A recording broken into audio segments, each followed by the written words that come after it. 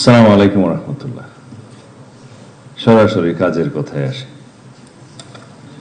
মাননীয় প্রধানমন্ত্রী, বাংলাদেশ পুলিশের অপারেশনাল কার্যক্রম,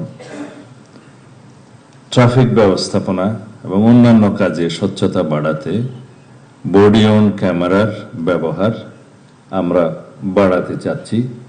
এই ক্ষেত্রে কিছু বডি অন ক্যামেরা আমাদের আছে।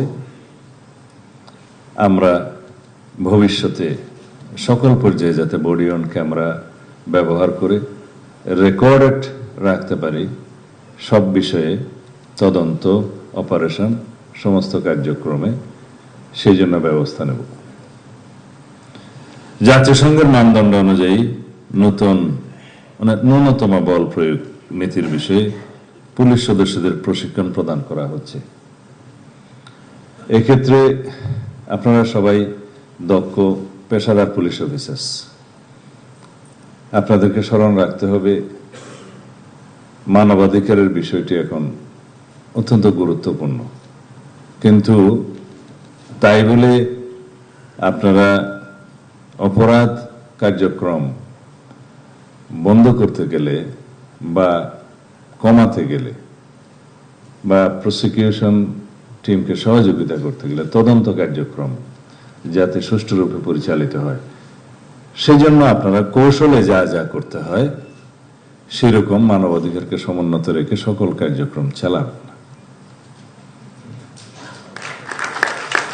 সড়ক, মহাসড়ক, নৌপথ, রেলপথ, শিল্প ও কলকারখানা এবং দেশের গুরুত্বপূর্ণ স্থাপনা নিরাপত্তা নিশ্চিত করার পাশাপাশি রোহিঙ্গা ক্যাম্প, যেটা FDM এর নামে পরিচিত, স্পর্শকাতর স্থানেও বাংলাদেশ পুলিশ দক্ষতার সাথে দায়িত্ব পালন করছে। এখানে 4টা লেয়ারের নিরাপত্তা ব্যবস্থা আছে। প্রথম APBN, তারপরে পুলিশ, এরপরে সম্ভবত কোস্টগার্ড, BGB, তারপরে বাংলাদেশ সেনাবাহিনী। অপারেশনাল ছাড়া অন্যান্য কার্যক্রমে প্রাথমিকভাবে আমাদের পুলিশিং ব্যবস্থায় যা যা আছে সেটা করি। অপারেশনের ক্ষেত্রে আমাদের যৌথ অপারেশনের ব্যবস্থা সিদ্ধান্ত গৃহীত হয়েছে, আপনারা সিনিয়র অফিসাররা সবাই জানেন। বর্ডার এরিয়ায় BGB তার ভূমিকা পালন করবে সেই জায়গায়। নৌ পুলিশ এবং কোস্টগার্ড সীমান্ত, যেহেতু নাফ নদী এবং আদার্স এরিয়া আছে, সেখানে পালন করবে। নেভি সমুদ্রের দায়িত্ব পালন করবে। ইন ডিটেইল আপনারা জানেন, আপনারা এই কমিউনিকেশনটা ডিসেমিনেট করবেন টু দি লোয়েস্ট লেভেল। পর্যটন শিল্পের উন্নয়নে পর্যটকদের নিরাপত্তা নিশ্চিত করতে টুরিস্ট পুলিশের সক্ষমতা বাড়ানো হচ্ছে। এখানে আমরা এখনো সুনাম অর্জন করতে পারিনি। ইন ডিটেইল আমি আপনাদেরকে বলবো না, সেটা আপনারা জানেন। এখানে আমাদের দেশের ভাবমূর্তির বিষয়টি জড়িত। টুরিস্ট পুলিশের যিনি সিনিয়র অফিসার রেসপন্সিবল, উপরে তো IGP আছে, আপনারা আবার একটা সমন্বিতভাবে উদ্যোগ গ্রহণ করবেন যাতে আমাদের দেশের ভাবমূর্তি বৃদ্ধি পায় এবং পর্যটকের সংখ্যা বৃদ্ধি পায়। Police clearance certificate, online GD সহ অন্যান্য সেবা দ্রুততার সঙ্গে প্রদানের কার্যক্রম চলছে, কিন্তু এটা এনশিওর করতে হবে যাতে সবকিছু আমরা যথাসময়ে দিতে পারি।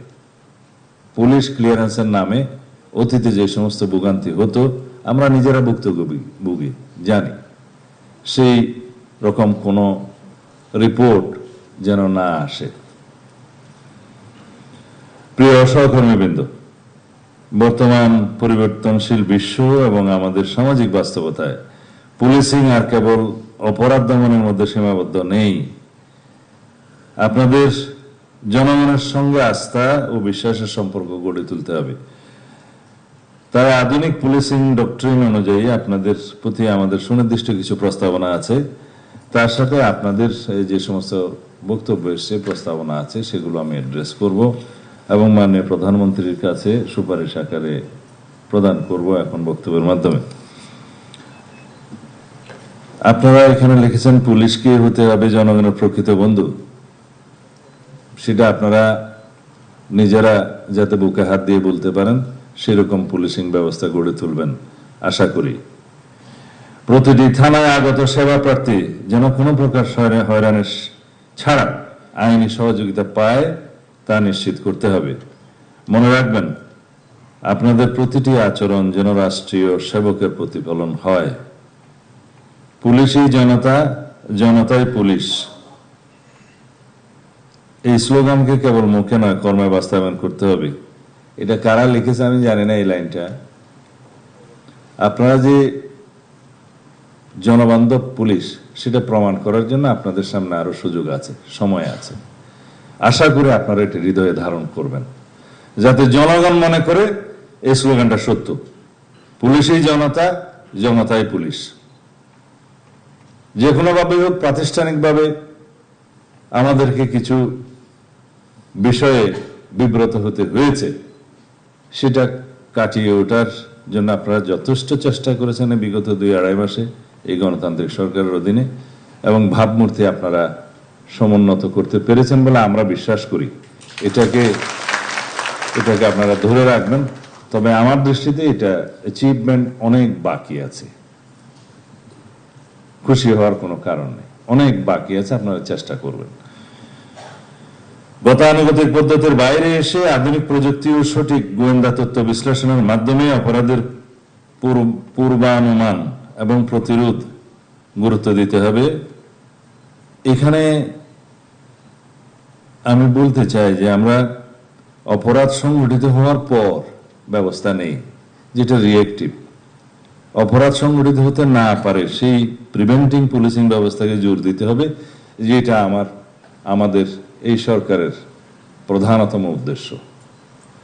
মানে প্রিকশনারি মেজার্স। যদি আমরা রোগী মরিয়া যাইবার পরে ডাক্তার আসিল এই থিওরিতে বিশ্বাস করি, তাহলে ট্রেডিশনাল পুলিশিং ঠিক আছে। যদি বলা হয় যে ডাকাতি হয়ে গেছে এখন পুলিশ যাবে, ট্রেডিশনাল পুলিশিং ব্যবস্থার উপর নির্ভর করতে হবে। সমাজে এমন একটা অবস্থা আমরা কি সৃষ্টি করতে পারি না যে প্রোঅ্যাক্টিভ মেজার্সের মাধ্যমে, যে আমরা আগেই ইন্টেলিজেন্স সাপোর্টেড নিয়ে পুলিশ প্রিকশনারি ব্যবস্থা করবে যাতে অপরাধটা সংগঠিত না হতে পারে। সেই জন্য আমরা ওয়েল ইকুইপড করব। আপনাদের এই প্রস্তাবগুলো আমি একটু পরে বলবো। অপারেশনাল কার্যক্রম পরিচালনায়, সেটা আমি বলেছি, আন্তর্জাতিক মানদণ্ড মানবাধিকার। বর্তমান যুগে অপরাধের বড় একটি অংশ ডিজিটাল প্ল্যাটফর্মে স্থানান্তরিত হয়েছে। সাইবার অপরাধ, গুজব এবং অপপ্রচার রোধে আপনাদের প্রযুক্তিগত সক্ষমতা বাড়াতে হবে। এখানেই আমি কথা বলবো। ডেটা অ্যানালিটিক্স এবং ডিজিটাল ফরেনসিকের সর্বোচ্চ ব্যবহারের মাধ্যমে অপরাধীদের শনাক্ত করতে হবে। এই লক্ষ্যে উন্নত বিশেষায়িত প্রশিক্ষণের জন্য যারা প্রস্তাব করেছেন, সিলেট ও বরিশাল বিভাগে 2টি পুলিশ ট্রেনিং সেন্টার এবং চট্টগ্রামে বিশেষায়িত প্রশিক্ষণ প্রতিষ্ঠান স্থাপন করা, সে বিষয়ে আমি একটু পরে কথা বলবো। ব্যক্তিগত সততা এবং প্রাতিষ্ঠানিক স্বচ্ছতার কোনো বিকল্প নেই।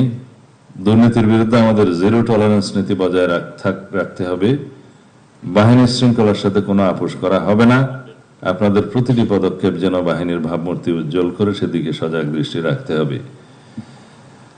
চেইন অফ কমান্ড যারা ব্রেক করবেন তাদের বিরুদ্ধে আমি মন্ত্রণালয়ে যোগদান করার পরের দিনই মেসেজ দিয়েছি, তাদের বিরুদ্ধে মেজার্স নেওয়া হবে। চেইন অফ কমান্ড আপনারা বজায় রাখবেন, ডিসিপ্লিন বজায় রাখবেন। যে কোনো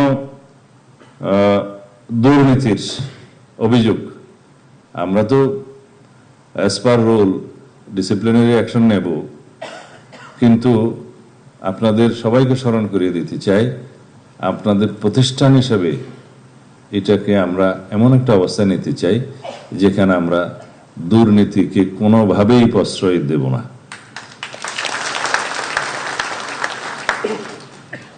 তৃণমূল পর্যায়ে অপরাধ দমনে স্থানীয় জনগণের সাথে সেতুবন্ধন তৈরি করুন।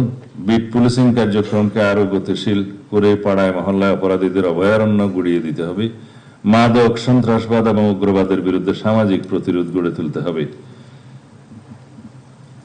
এবার আমি আপনাদের দাবি দেওয়া সংক্রান্ত এবং আমাদের এই প্রতিষ্ঠানকে একটি বিশ্বমানের প্রতিষ্ঠান হিসেবে গড়ে তোলার জন্য যা যা কিছু আমাদের প্রয়োজন এবং বর্তমানের বিশ্বের সাথে পাল্লা দিয়ে যে যে বিষয়গুলো অ্যাড্রেস করা প্রয়োজন সেই বিষয়গুলো আমি মাননীয় প্রধানমন্ত্রীর সামনে উপস্থাপন করছি। বাংলাদেশ পুলিশে একটি সাইবার ক্রাইম ইউনিট প্রতিষ্ঠা করা জরুরি, সেই দাবিটা এসছে প্রতিষ্ঠানের পক্ষ থেকে। এখানে আমরা একটি আইন প্রণয়নের জন্য হাই লেভেল কমিটি করে দিয়েছি কিছুদিন আগে। তারা একটা লেজিসলেশন সাজেস্ট করবেন যেখানে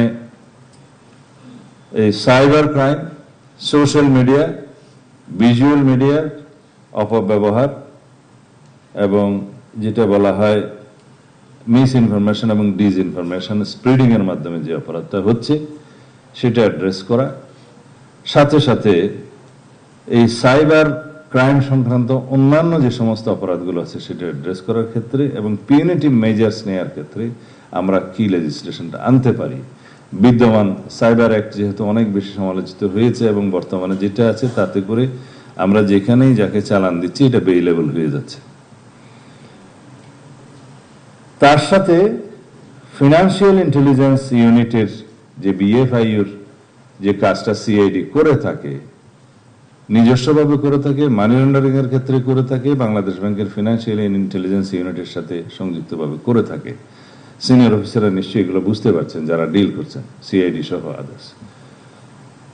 সেগুলো সমন্বিত করে আমাদের একটা আইন প্রণয়ন করা দরকার। বাংলাদেশে যা হয়, একটা অপরাধ সংগঠিত হয়েছে, একটা আলাদা আইন হয়। একটা শিশু দর্শন হয়ে গেছে, একটা আলাদা ধারা হয়েছে এবং একটা কোর্টও প্রতিষ্ঠা করা হয়েছে। এখন সেই কোর্টের কোনো কাজ নেই। প্রত্যেক ডিস্ট্রিক্টে একটা সেই মর্যাদার একটা কোর্ট এস্টাবলিশড হয়েছে, অফিসাররা পদায়ন হয়েছে, তার সাথে যে রেভিনিউ এক্সপেন্ডিচার আছে সেটা কেউ চিন্তা করেনি। এবং কোর্ট এস্টাবলিশ করতে গেলে সেরেস্তাদার থেকে শুরু করে কোর্ট পর্যন্ত অনেকগুলো পদের সৃষ্টি আছে, সেগুলো রেভিনিউ এক্সপেন্ডিচার আছে, তার নিরাপত্তার ভারটা আমাদের দেখতে হয়, হাউজিং এর ব্যবস্থা আছে, এরকম আলাদা আলাদা আইন, আলাদা আলাদা কোর্ট, আলাদা আলাদা হয়ে যাচ্ছে। সেই জন্য আমাদেরকে সমন্বিতভাবে এক জায়গায় যাতে আমরা অ্যাড্রেস করতে পারি সেই লেজিসলেশন এবং সেই প্রতিষ্ঠানটা গড়ে তুলতে হবে। সেটার জন্য মাননীয় প্রধানমন্ত্রী আমি প্রস্তাব করছি আমরা আলাদা একটি cyber security unit, crime unit আমরা এস্টাবলিশ করতে চাই। সেই জায়গায় প্রয়োজনে একজন অ্যাডিশনাল আইজিপি লেভেলের কর্মকর্তা হেড করবেন এবং সেই অর্গানাইজেশনটা সেভাবে থাকবে। এটা যুগের দাবি এবং বর্তমান বিশ্বে সাইবার ক্রাইমের জন্য, ফিনান্সিয়াল ক্রাইমের জন্য, ফিনান্সিয়াল ইন্টেলিজেন্সের জন্য এবং টেলিকমিউনিকেশনের ক্ষেত্রে এগুলো ইন্টারসেপশনের জন্য সরকারি পর্যায়ে যে প্রতিষ্ঠানগুলো আছে সেখানে আমরা এই টিমকে প্রশিক্ষণ দিতে পারি। ইতিমধ্যে কয়েকটি দেশের সাথে আমার কথা হয়েছে। সুতরাং যদি আপনি অনুমোদন করেন তাহলে আমরা সেই দিকে যাব ইনশাআল্লাহ, with legislation, with organisation, with a motive. দ্বিতীয় হচ্ছে বাংলাদেশ পুলিশের জন্য প্রশিক্ষণ একাডেমি আমরা গতকালকে মানে প্রধানমন্ত্রী সম্মতি দিয়েছেন, জঙ্গল সলিমপুরে আমরা দুইটা বড় একাডেমি করতেছি। একটা এলিট ফোর্সের জন্য, কারণ র্যাবের নামটা রাখা যাবে কি যাবে না সে ডিসিশন পরে। র্যাবের জন্য আলাদা লেজিসলেশন করার জন্য আমরা ইতিমধ্যে অনেক দূরে এগিয়ে গিয়েছি, রিপোর্টটা আমার বরাবর আসবে। কারণ একটা র্যাব ফোর্স রেইজ করা হয়েছে মানে প্রধানমন্ত্রী, এটা কিভাবে ফাংশন হয়েছে আমি মন্ত্রণালয়ে যাওয়ার পর দেখলাম এর জন্য আলাদা কোনো আইন নাই। আর্ম পুলিশ ব্যাটালিয়নের একটা নির্দিষ্ট ধারার অধীনে র্যাব কাজ করে। সেই প্রতিষ্ঠানটা একটা এলিট ফোর্স হিসেবে যদি আমরা রাখতে চাই, যে নামই হোক, with all equipments and logistic, man power আর যা কিছু আছে, ইন্টেলিজেন্স সাপোর্ট, সব কিছু যদি আমরা সেখানে শিফট করতে চাই, সেই এলিট ফোর্সের জন্য একটা আলাদা লেজিসলেশন দরকার। সেখানে তাদের অথরিটি থাকবে, রেসপন্সিবিলিটি থাকবে, সাথে সাথে অ্যাকাউন্টেবিলিটি এবং ট্রান্সপারেন্সি এনশিওর করতে হবে। এই চারটা এমবডিড করে সেই আলাদা লেজিসলেশনটা আগামী 2-1 মাসের মধ্যে আশা করি ফাইনালাইজ করতে পারবো। তখন সেটা এলিট ফোর্স রেইজ করবে। এখন অ্যাডপ ভিত্তিতে এই সমস্ত প্রতিষ্ঠান কিভাবে 10-12 বছর চলেছে বা আরো বেশি চলেছে আমি জানি না। এভাবে রাষ্ট্র চলতে পারে না। একটা অথরিটি আছে, রেসপন্সিবিলিটি আছে, কিন্তু কোনো ট্রান্সপারেন্সি এবং অ্যাকাউন্টেবিলিটি নাই। সেটা হতে পারে না। এই পুলিশ একাডেমি দুটো ইনশাআল্লাহ আমরা ভিজিট করে, জায়গা যেহেতু সরকারি জায়গা, সেটা আমরা দেখবো। এবং ওই এলাকায় আরো একটি আমি প্রস্তাব করছি, মানে প্রধানমন্ত্রী একসাথে তারা যে স্পোর্টস কমপ্লেক্সের প্রস্তাবটা করেছে পুলিশ বাহিনীর জন্য, আলাদা স্পোর্টস কমপ্লেক্স, আমি নগরের ভিতরে এই প্রতিষ্ঠান দেওয়ার জন্য এত জমি নাই।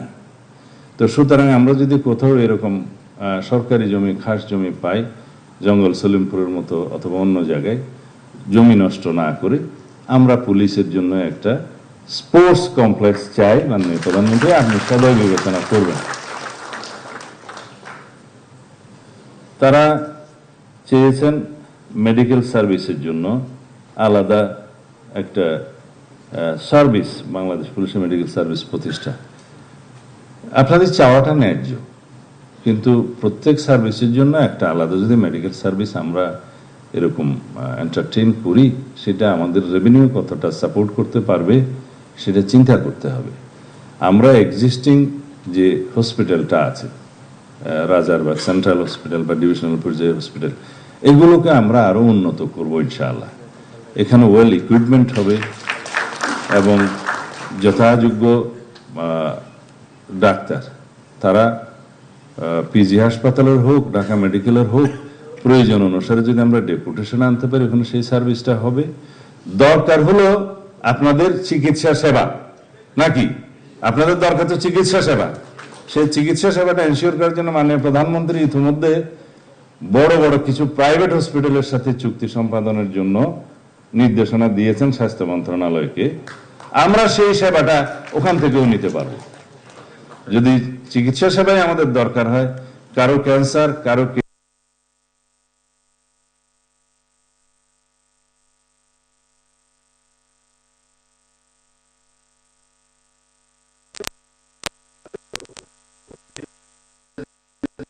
অর্গানাইজেশনের বা ব্যক্তি প্রাইভেট যারা আছে দরিদ্র রোগী, তাদের সমান যদি পুলিশ বাহিনীকেও আপনি অ্যালাউ করেন, তাহলে সেই সার্ভিসটা আমরা পাবো। পাশাপাশি আমরা আমাদের এক্সিস্টিং যে হসপিটালগুলো আছে এগুলোকে আমরা আরো উন্নত করে গড়ে তুলবো ইনশাআল্লাহ।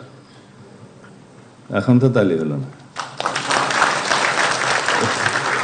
নিজস্ব তাইলেই খালি তালে দেন। আচ্ছা, এখন আপনারা এভিয়েশন পুলিশ প্রতিষ্ঠার কথা বলছেন।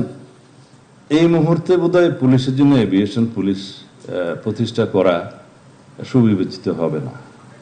আমরা এভিয়েশন সার্ভিসের জন্য বিগত সরকারের সময়, আমি এখানে সমালোচনা করবো না, দুটো হেলিকপ্টার তো কেনা হয়েছে, আমরা সরবরাহ পাইনি। কেন পাইনি তাও জানেন, রাশিয়া থেকে কেনা হয়েছে, এটা পরে আরেকটি দেশের এম্বার্গো ছিল, মানি ট্রানজাকশন অসুবিধা ছিল, সেটা আমরা কোনো রকমের সেই দেশের একটু ক্লিয়ারেন্সটা এখন পেয়েছি, সেটা হয়তো সরবরাহ হবে। এখন তারা আরো বেশি ক্লেম করতেছে মেনটেনেন্স, এটা ওইটা বলে টোলে, আমরা এখন এটা পাইনি। এই MI-17 কি পুলিশ এখন মেনটেন করতে পারবে? যেটা মেনটেন করতে পারবে সেরকম অর্গানাইজেশনের জন্য হলে অসুবিধা নেই, কিন্তু আসার পরে এই দুইটা দিয়ে আমরা স্টার্ট করব। মেনটেনেন্সের জন্য বা অন্য কিছুর জন্য আমরা সেনাবাহিনীকে অনুরোধ করব, আমাদের প্রয়োজনীয় যে সাইজের হেলিকপ্টার প্রয়োজন, দরকার হলে সেটা আমরা এক্সচেঞ্জে নিতে পারবো, এবং সেটা আমাদের ডিপার্টমেন্ট হবে, কথা হবে, সবাই তো সরকারি সংস্থা। কিন্তু এভিয়েশন সার্ভিস আলাদা এই মুহূর্তে না করে, র্যাবের একটা হেলিকপ্টার আছে, সেটাও মেনটেন করা হয় না। আমি রাজশাহী যাওয়ার সময় সেই র্যাবের হেলিকপ্টারে ওই সময় উঠতে স্বচ্ছন্দ বোধ করি নাই। বিজিবিতে দুইটা হেলিকপ্টার আছে, স্বরাষ্ট্র মন্ত্রণালয় অর্গানাইজেশন, একটা সবসময় মেনটেনেন্সে থাকে, আর একটা বসে গেছে। তা আমরা সেগুলো রেজ করতে হবে, বেশি দরকার কার। তো সেই হিসাবে মানে প্রেস্টিজ হিসেবে একটা অর্গানাইজেশনের যদি হেলিকপ্টার চান তো ঠিক আছে, কিন্তু র্যাবের একটা আছে, বিজিবির দুইটা আছে, বিজিবির আরো দরকার, আমরা সেগুলো রিপ্লেস করতে পারিনি। এভিয়েশন সার্ভিস ইনশাআল্লাহ কোনো এক সময় গঠিত হবে, যদি আপনারা আপনাদের সেই টেস্টে উত্তীর্ণ হন ইনশাআল্লাহ। আপনারা দূতাবাসে অফিসার নিয়োগের ক্ষেত্রে যে প্রস্তাব দিয়েছিল, দেখছি খুব বেশি তালে দিয়েছে, এবং বিদেশে পোস্টিং এর জন্য বিভিন্ন জায়গায় এটা জরুরি আছে, কিন্তু এটার একটা আমাদের সমন্বিত আলোচনার প্রয়োজন আছে বিভিন্ন ডিপার্টমেন্টের সাথে, ফরেন মিনিস্ট্রির সাথে, এস্টাবলিশমেন্ট মিনিস্ট্রির সাথে, দুদকের সাথে, লেবার মিনিস্ট্রির সাথে, আরো অন্যান্য অর্গানাইজেশন আছে, আমি ডিফেন্সের কথা বললাম না। সবাই তো চাইবেন আমাদের প্রয়োজন অনুসারে যদি ডেপুটেশনে সেরকম কোনো কর্মকর্তা কোনো নির্দিষ্ট দেশে পাঠাতে হয়, আমরা পাঠাচ্ছি তো। পাসপোর্টের জন্য আমরা টিম পাঠাচ্ছি না? স্পেনে পাঠাইনি, আমরা হোম মিনিস্ট্রির অধীনে পাঠাইনি, সৌদি আরবে পাঠাইনি, বা দুবাইতেও পাঠাতে হবে বা পাঠাইছি সম্ভবত। অ্যাজ অ্যান্ড হোয়েন নেসেসারি আমরা স্বরাষ্ট্র মন্ত্রণালয়ের অধীনে সেরকম টিম পাঠিয়ে থাকি। যদি পার্মানেন্ট এরকম পোস্ট ক্রিয়েট করতে হবে, ডেপুটেশনে দিতে হয়, সেটার রেভিনিউ এক্সপেন্ডিচার কি হবে, নতুন রেভিনিউ স্ট্রাকচার করতে হবে কিনা, এস্টাবলিশমেন্টের অনুমতি নিতে হবে কিনা ইত্যাদি অনেক পরীক্ষা নিরীক্ষান্তে আশা করি সেটা আমরা পরে বিবেচনা করব। একদম হতাশ করছি না। অন্যান্য বিষয়ে বেশি আমি আর সময় নেব না। মাননীয় প্রধানমন্ত্রী, আমাদের প্রধান উদ্দেশ্য যেটা, আপনি ইতিমধ্যে আমাদের উদ্দেশ্যে যে অনুশাসন দিয়েছেন বিভিন্ন সময়, যে মাননীয় প্রধানমন্ত্রী ঘোষিত সেবা বান্ধব ও আধুনিক পুলিশ গঠনের লক্ষ্যে স্বল্প, মধ্য ও দীর্ঘমেয়াদী পরিকল্পনা যেমন জরুরি, তেমনি প্রয়োজন কর্ম পরিকল্পনার বাস্তবায়ন। আমি আশা করি স্বরাষ্ট্র মন্ত্রণালয়, বাংলাদেশ পুলিশ যৌথভাবে সমন্বিত কর্মসূচি গ্রহণের মাধ্যমে মাননীয় প্রধানমন্ত্রীর অভীষ্ট লক্ষ্য অর্জনে মেধা, দক্ষতা ও নিষ্ঠার সাথে দ্রুত কার্যক্রম গ্রহণ করবে। এটাকে আপনারা জেনে বুঝে দিয়েছেন? না হলে আমি যতক্ষণ থাকবো সেটা অ্যাকাউন্টেবিলিটি কিন্তু আপনাদের কাছ থেকে নেব। আমাদের ৩১ দফা, তার ভিত্তিতে নির্বাচনী ইশতেহার বাস্তবায়নটা আমাদের জন্য চ্যালেঞ্জ। মাননীয় প্রধানমন্ত্রী বিভিন্ন কর্মসূচি হাতে নিয়েছেন, এগুলো সুষ্ঠুভাবে বাস্তবায়নের জন্য প্রথম দরকার হলো দেশের আইন শৃঙ্খলা পরিস্থিতিকে সমুন্নত রাখা।